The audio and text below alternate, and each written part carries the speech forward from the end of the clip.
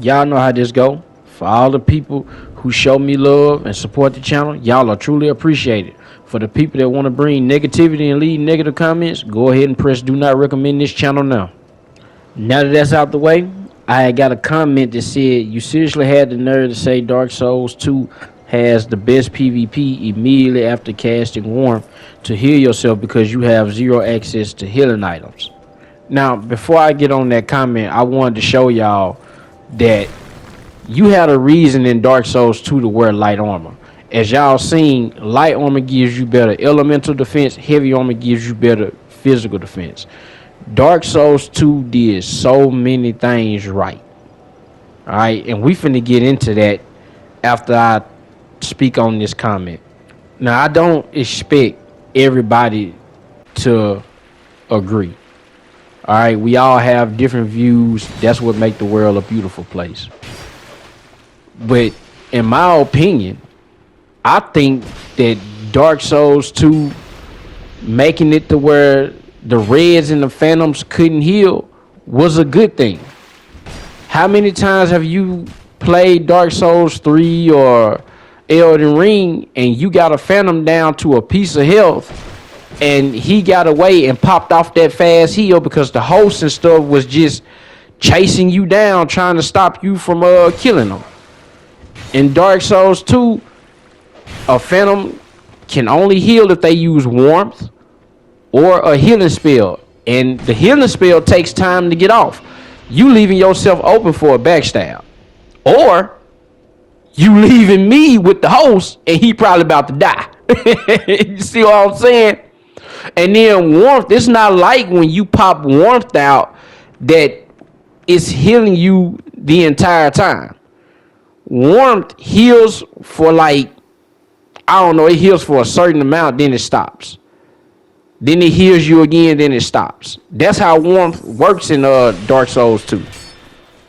And I don't know how much it heals you for. I have to, well, y'all can look into it. Y'all got phones, look into it.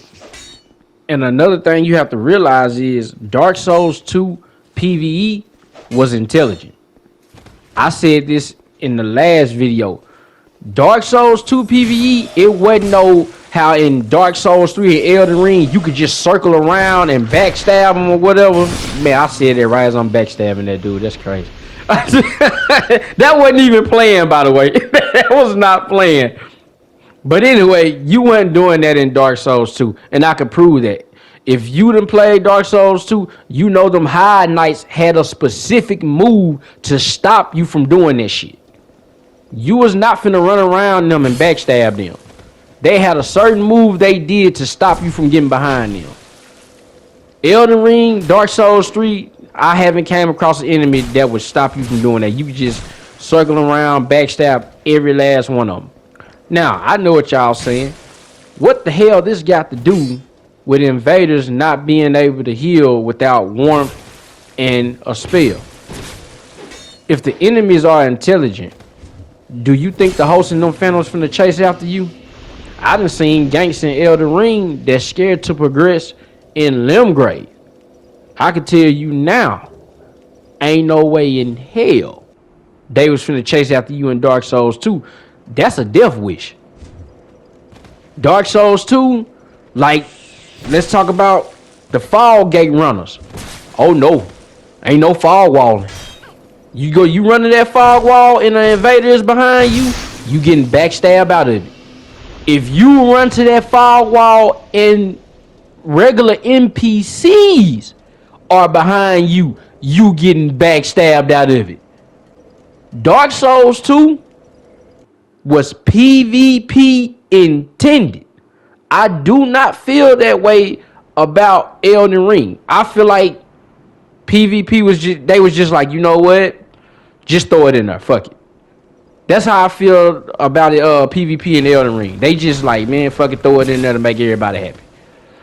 Dark Souls 3, PvP was intended, man. They got the covenants and everything. It's just, you know, certain weapons in that game like Murky and PK. That's crazy, man. You know, especially Murky, you know. That's Stunlock City. Stunlock City. You know what that means. Where would I go If I didn't love you, Murky, what would I do? But let me get back on track. Let me get back on track. Seriously, if you came across somebody using Murky that didn't know what they was doing, you was fine. But if you come across that one motherfucker that done sat there and mastered that weapon, you fucked. Yeah, ain't nothing you can do. You better start Paris, man. You better start Paris, man. Shit, this might be wrapped up for you. Quick step and that motherfucker stacking the shit out you. Yeah. Might well put the controller down. But PK wasn't really all that bad, to be honest. I think with enough poise, you can actually get away from PK. It just felt like even with like 40 something poise, Murky just, man, it's like you couldn't get away from it. But to tell you the truth, I only play at level 40 when I play Dark Souls 3 now. That's all I have is like level 40 characters, so I don't really come across Murky and PK all that much. I've always kind of played at lower levels because the survivability is just better. You know, it's not a lot of damage and stuff. You know, when you get up there to meta level and stuff, is super high damage. Not as high as Elden Ring, but it's still pretty high.